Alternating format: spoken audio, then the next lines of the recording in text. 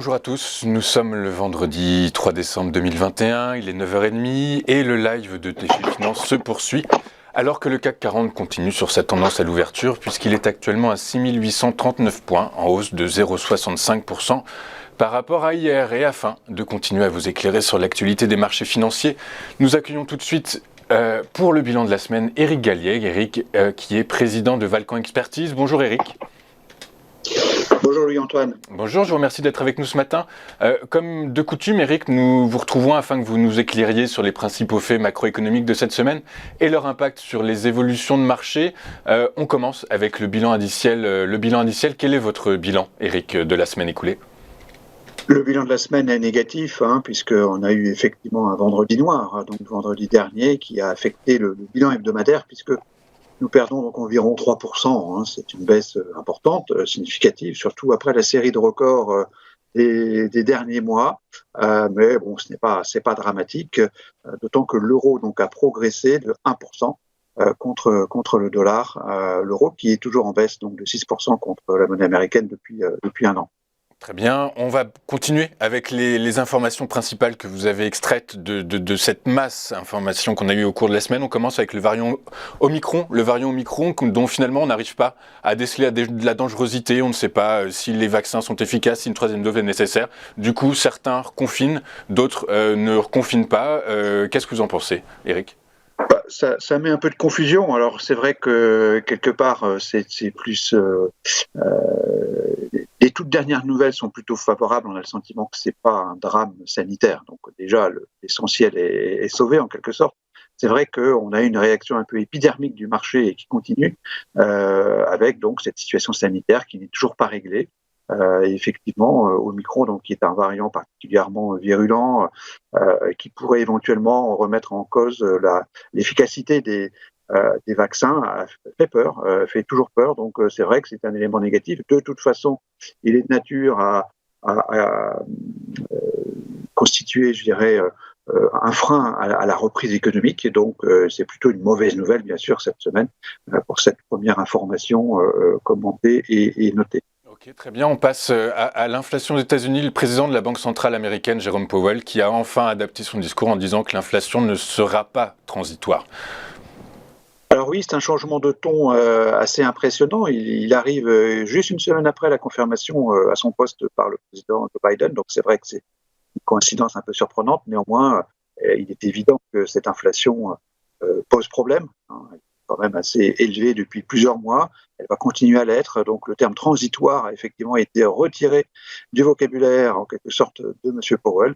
Ça montre clairement que de toute façon le tapering de 15 milliards par mois risque d'augmenter dans la prochaine séance donc du FOMC américain, donc d'ici 2 semaines. Donc on va probablement avoir des discussions, en tout cas en comité, sur l'opportunité d'augmenter le tapering de 15 à 30 milliards, ce qui signifierait que le quantitative easing américain s'arrêterait en mars, à la même date que le PE2P européen, à la même date peut-être aussi que les mesures exceptionnelles prises par la Banque du Japon.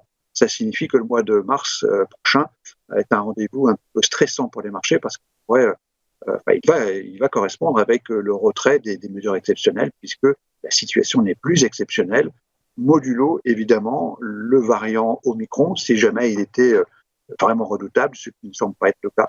Donc en termes monétaires, on a donc un rendez-vous compliqué pour le mois de mars. D'accord, très bien, très clair. On passe des États-Unis à la zone euro qui doit faire face à une inflation record de 4,9% en novembre contre 4,1% en octobre. Jamais un tel chiffre n'avait été atteint depuis le début de l'euro il y a plus de 20 ans. Qu'est-ce que vous en pensez, Eric ? C'est négatif ou positif ? Bien sûr, c'est négatif. Donc, le chiffre est assez impressionnant. On le voit bien sur le graphique. Depuis 10 ans et donc depuis 20 ans, même depuis la création de l'euro, effectivement, nous n'avions jamais vu une inflation de 4,9% telle qu'elle a été publiée donc cette semaine. C'est une mauvaise nouvelle, bien sûr. Alors, il faut plutôt regarder l'inflation core, c'est-à-dire l'inflation principale en quelque sorte. On retire les variables les plus volatile de l'indice des prix. Cet indice core est quand même à des niveaux élevés puisqu'il a atteint donc 2,6% contre 2,1% le mois précédent. On est donc au-delà des 2% souhaités par la BCE. Donc il y a aussi au sein de la BCE des discussions sur cette inflation.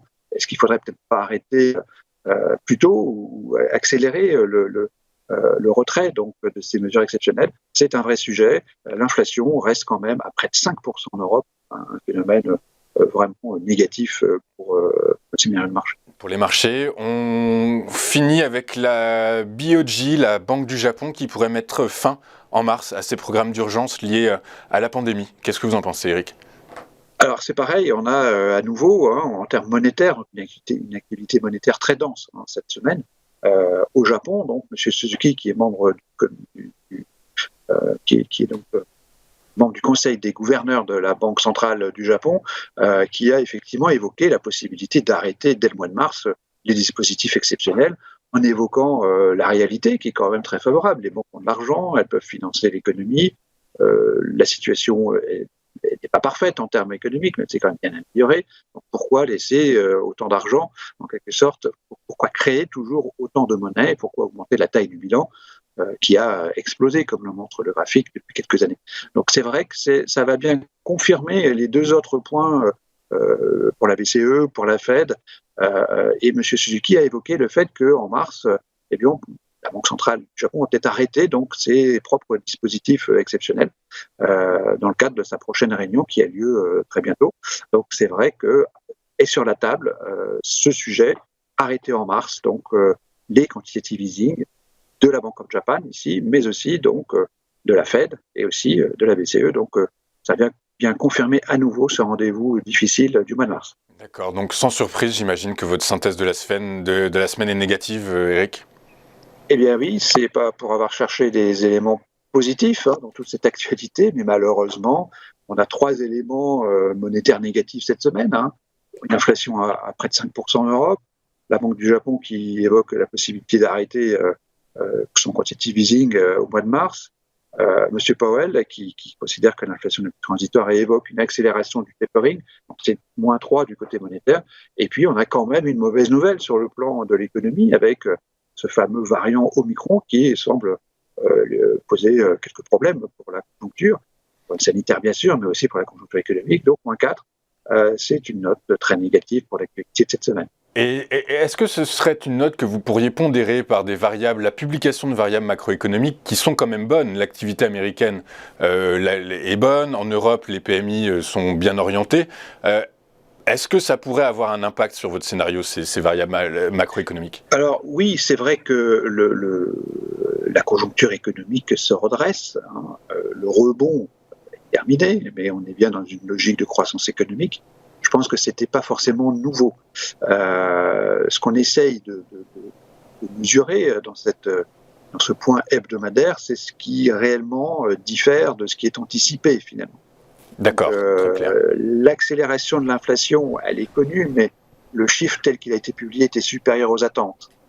La Banque du Japon, c'est vrai que ça nous a rappelé qu'il y a un rendez-vous peut-être en mars. Donc on n'avait pour l'instant pas complètement à l'esprit. C'est vrai que la conjoncture économique est plutôt bonne. Ça constitue des éléments favorables qui ont été notés au cours des semaines antérieures. C'est vrai qu'on a eu quelques éléments relativement rassurants, mais pas vraiment nouveaux. C'est pas une rupture. D'accord, c'est pas un point de rupture, très clair. Je vous remercie. Eric, quelles seraient vos recommandations d'investissement dans cet environnement, alors, dans ce cadre-là? Nos recommandations, telles que nous les faisons pour nos clients, sont toujours d'être prudents sur les marchés. On considère que depuis le mois d'août, en fait, depuis 3-4 mois, il y a eu donc un news flow bien négatif. On le voit sur nos recommandations que nous faisons qui se sont dégradées progressivement.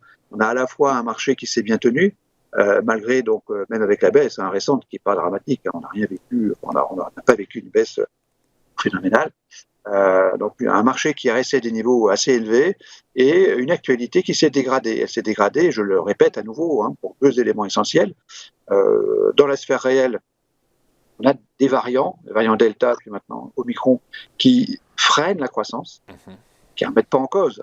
C'est pas un arrêt économique, évidemment, comme en 2020, mais c'est un freinage quand même économique qui, du côté de la sphère financière, ne justifiait pas qu'on remette en cause l'arrêt des dispositifs exceptionnels des banques centrales. Donc c'est cette combinaison de ces deux éléments, si on y rajoute l'inflation aussi, qui constitue une dégradation importante de notre mesure en fait du risque. Le risque a augmenté, la bourse n'a pas baissé, si on prend comme point de départ le mois d'août. Et donc nous, on est dans une situation où, face à ça, on considère qu'il faut être prudent et on croit que, effectivement, on serait plus à l'aise avec une poursuite du décrochage actuel. Ça nous semble possible, voire probable, dans le contexte que j'ai évoqué et qui demeure réel, avec donc ces problèmes de liquidité associés à un ralentissement économique qui va finir par impacter les bénéfices des entreprises. D'accord, c'est très clair. Je vous remercie, Éric. Donc vous êtes prudent, c'est ce que je note.